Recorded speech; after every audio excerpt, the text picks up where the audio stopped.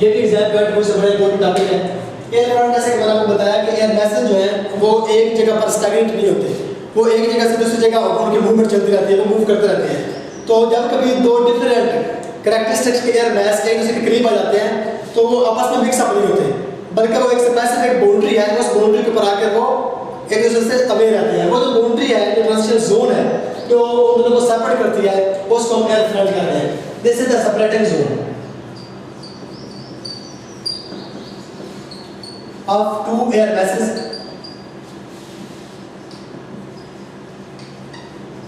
having different characteristics.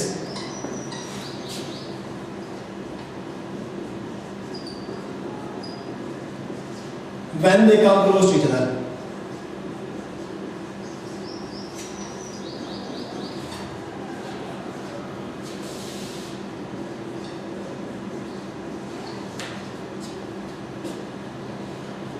दो mechanisms होते हैं which involve in the front formation. Mechanisms कौन से होते हैं? फ्रंटोजेनेसिस और फ्रंटोलाइसिस। एक को कहते हैं frontogenesis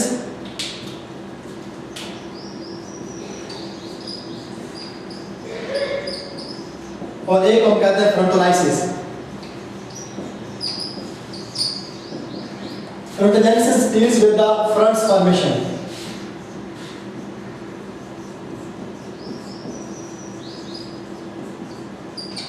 Frontolysis deals with the fronts disappearing.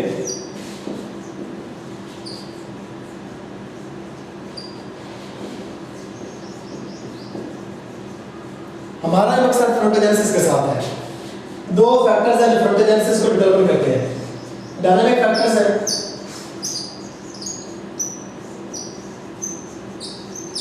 Geographical factors हैं।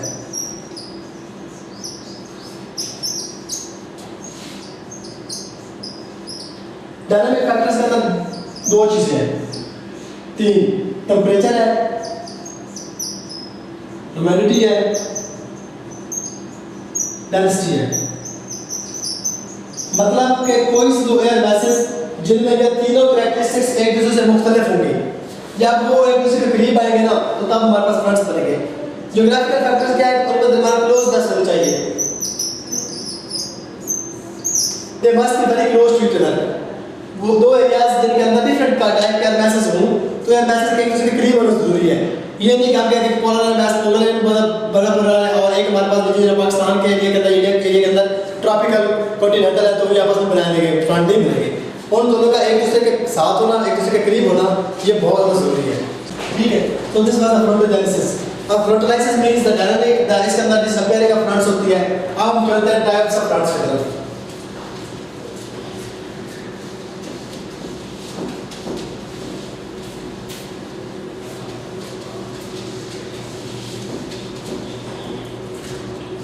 Classification or types.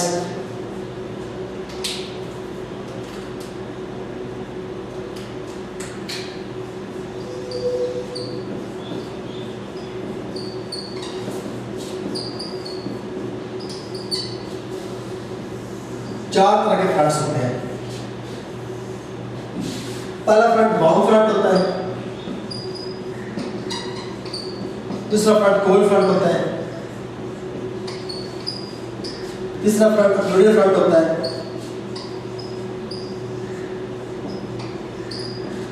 और चौथा फ्रंट स्टेशनरी फ्रंट होता है।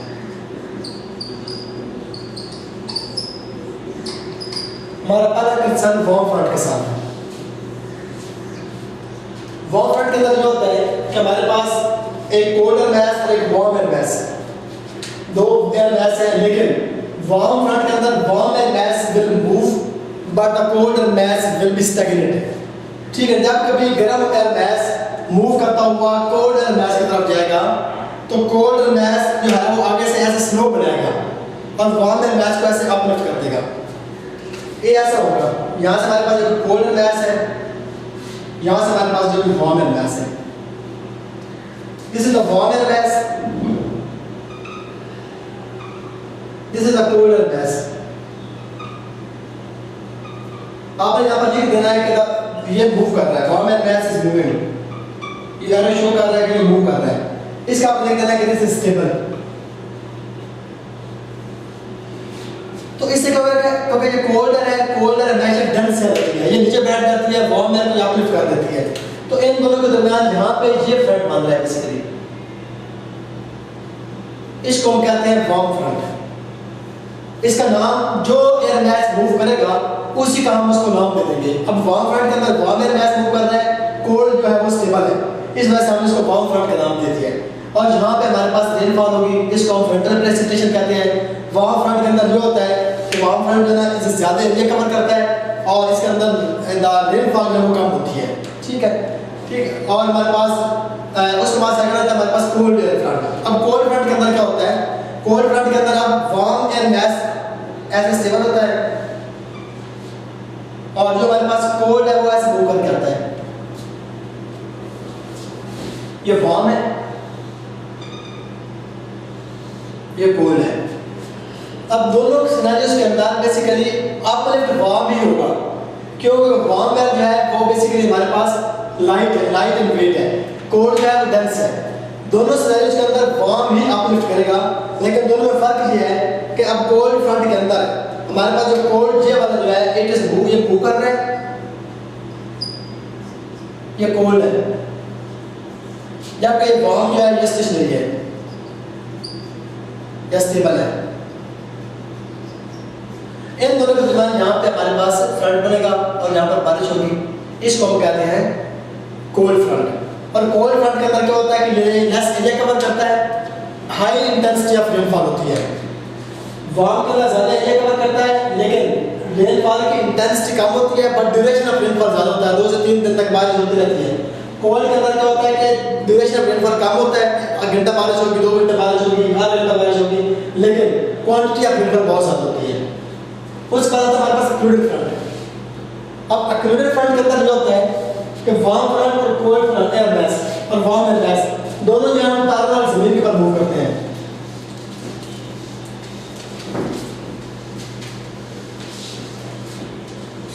अब अक्लूडेड फ्रंट है, OCCULUDED occluded front.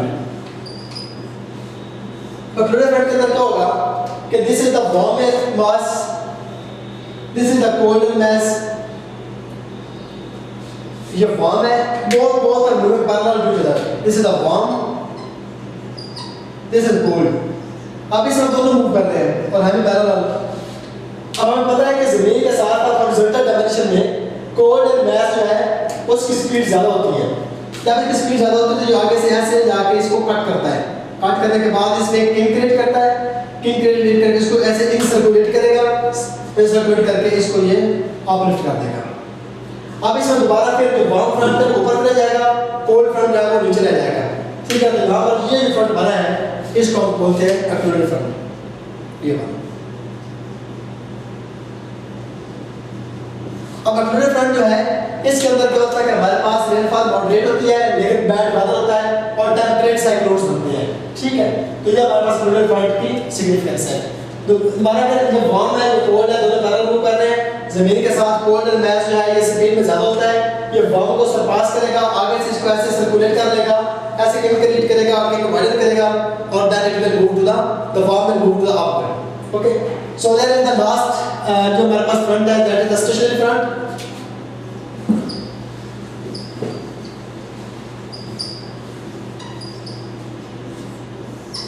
Stationary front. अब स्टेशनरी फ्रंट के अंदर क्या होता है कि हमारे पास दोनों वार्म और कोल्ड एयर मास एक दूसरे के पैरेलल मूव करते हैं बट अपोजिट डायरेक्शन में होते हैं, जिसकी वजह से इनके दरमियान आपस में कोई किसी किस्म की कन्वर्जेंस नहीं होती, लेकिन आपस में मिक्स अप भी नहीं होते।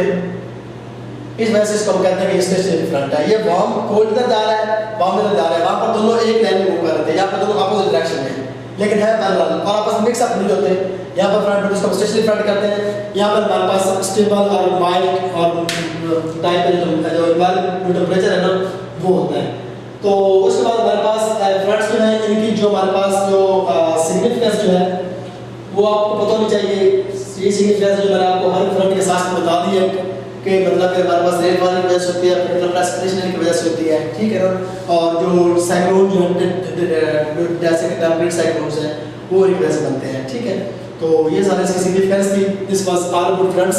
The skill of the question will be you will define the what is the front, what are the frontal axis, what are the frontal axis, what are the key consideration for the generation of fronts, then what are the basic types of the fronts, वो बनाएंगे, उसके diagram बनाएंगे, हर front के reason को significance बताएंगे, तो इस तरह से हम पर आप इसका कंक्लूड कर देंगे, ठीक है। So this was all about the fronts.